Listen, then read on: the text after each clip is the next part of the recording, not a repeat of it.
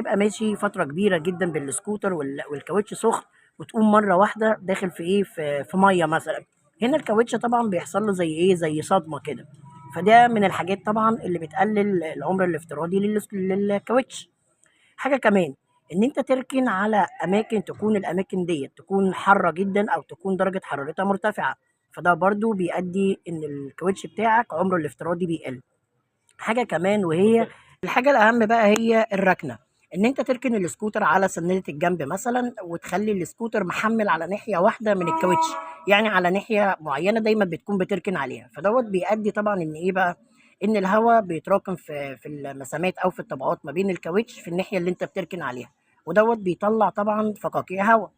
إن أنت دايمًا لمّا تيجي تركن تبقى بتحُك في الرصيف أو الفردة بتاعتك مش واقفة مرتاحة، ديّة برضه من الحاجات اللي تقلل عُمر الكاوتش بتاعك.